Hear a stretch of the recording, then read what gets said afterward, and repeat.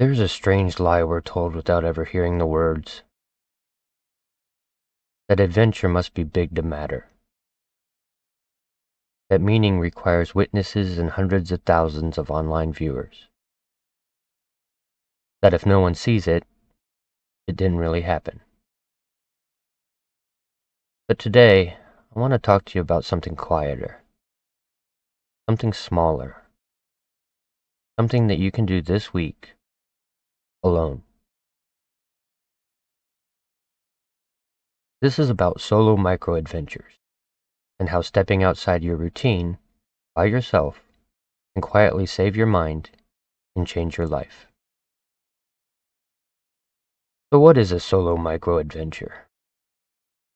A solo micro-adventure is not a vacation. It doesn't require a passport, expensive gear, or heroic personality.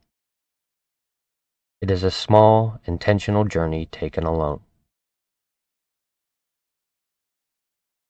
A sunrise walk in a part of town you never explored. A solo hike without headphones. Driving aimlessly until the road ends.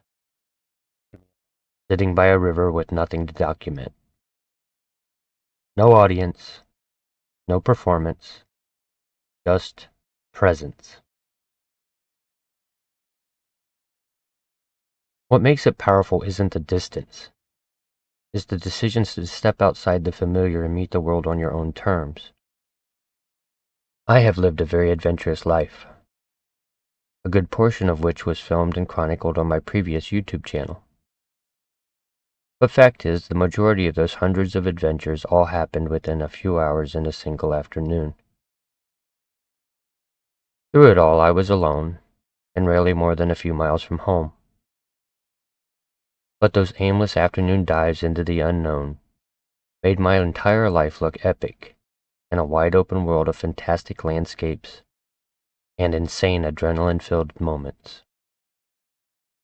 In my own adventures, I quickly discovered that solo micro-adventures improve mental health and the practice becomes a habit. Modern life shrinks us. Our days repeat. Our movements become predictable. Our inner world slowly collapses into screens, schedules, and expectations. And the mind begins to feel trapped. Solo micro-adventures gently reverse this, because they interrupt rumination. When you're alone in motion, your thoughts stop looping and start unfolding. Your brain shifts from self-criticism to observation. Trees, sounds, weather, the nervous system exhales. We often hear this very practice being part of social media detox. We've become so disconnected to the world around us and substituted reality with artificial screen time that our brains literally feel reset when it experiences anything in the real world. Go touch grass isn't an insult. It's wisdom that you won't understand until you actually do it. Micro-adventures restore agency. When you choose where to go, when to stop, and how long to stay, something ancient wakes up. You remember, I can move my body through the world freely. That sense of autonomy is deeply therapeutic. You are now the writer, director, and the main character of your story. You are in complete control of everything that happens next. So much of life is actually out of our control that having this brief time where you take it back can feel like having godlike power. And this will translate into other aspects of your life long after your micro-adventure is over. Micro-adventures reduce loneliness without requiring people. Loneliness isn't always the absence of others. It's the absence of connection. In nature, streets, landscapes, and quiet places offer a form of belonging that doesn't demand performance, filters, or social contracts. You can simply be yourself in an incredible world full of possibilities. This is why I made an attempt to connect with my city itself, by learning its history and exploring what it was creating for itself now. I only recently came here, I don't have local friends. I'm alone. But I did have the city, and in connecting with it through history, I came to know it better than many people who have lived there all their lives. It offers me a sense of value, a sense of connection, something familiar, something to offer anyone I might meet along the way. And that value has already been noticed. But there is a paradox of solitude and belonging. Here's the paradox most people miss.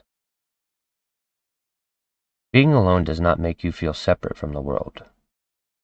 Being passive does.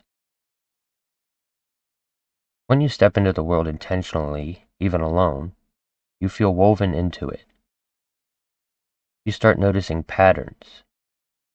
You become aware of weather, seasons, animals, architecture, history. You're not a spectator anymore. You're a participant. Belonging isn't always social. Sometimes it's ecological. Sometimes it's geographical. Sometimes it's simply existing somewhere fully. So I often aimlessly walk down these storied streets where it can feel like there's nothing to actually do except walk. And often that's enough. But in knowing the history of these streets, I feel connected to them. A house is not always just a house. I know its story, who built it, and why. An old building downtown isn't just a boutique or a coffee shop. It used to be something very different, and I carry that memory with me. When I touch its bricks, I can feel the entire history stretching all the way back to its beginning. When I sit on the river walk amidst the roses overlooking downtown, I know what was here before I was. What happened on this dirt. Who once lived in the house just across the street all the way back in the Victorian era, while I sat on this bench reading a book that was published when they were still alive. Because I know their stories, they become part of my own. Because I recount their stories, I become part of theirs. The key is living your own stories. There's a quiet despair that comes from consuming too many stories and living too few. We watch adventures. We listen to podcasts about meaning. We read quotes about courage. But meaning doesn't arrive through inspiration. It arrives through experience. When you live out your own stories, even small ones, life becomes more bearable. Not because everything improves, but because you're no longer just enduring. Your solo micro-adventure becomes a personal myth. You can say, I walked that road. I sat with my fear and didn't leave. I went somewhere unknown and returned. These stories anchor you. They remind you that your life is happening and that you don't have to wait. In my life, I've learned that when you're alone, meaning must be made. No one really talks about this enough. When you're alone for long stretches, meaning doesn't arrive automatically. It must be created deliberately. Having solo micro-adventures are acts of meaning-making. They say, I'm still engaged with life. I still respond to the world. I still choose curiosity over collapse. And even one small journey can interrupt weeks of emotional numbness. Maybe not dramatically, but reliably. These are small steps up, climbing out of the rut. So exactly how do you start your own solo micro-adventure? Here's how simple it can be. Choose something slightly uncomfortable but safe. New location, new time of day, new route. Go alone and leave distractions behind. No scrolling, No documenting, no background noise. Move and walk slowly. The goal is not productivity, it's attention. And let the experience end naturally. Don't rush closure. Don't run back home. Stay there until the story feels complete. And that's it. You don't need to escape your life to find meaning. You need to enter it more fully. Solo micro-adventures are small acts of rebellion against numbness. Small rituals of belonging. Small stories that make the weight of existence easier to carry. If you're alone, this is how you keep your soul in motion. I started this journey alone, but I intentionally viewed the city of Tiffin not as a location, but as a character in my story.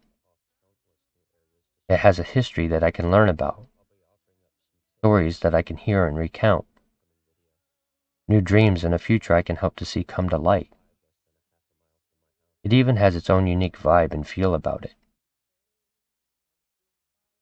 There are still streets I've never walked down, events I've never attended, shops I've never been in, all right here, mere steps away. Not across the ocean, but just across the street. I can distinctly recall the sense of excitement and openness I feel when I step through a door I never stepped through before, like visiting Washington Street Outfitters, a local shop in the heart of downtown.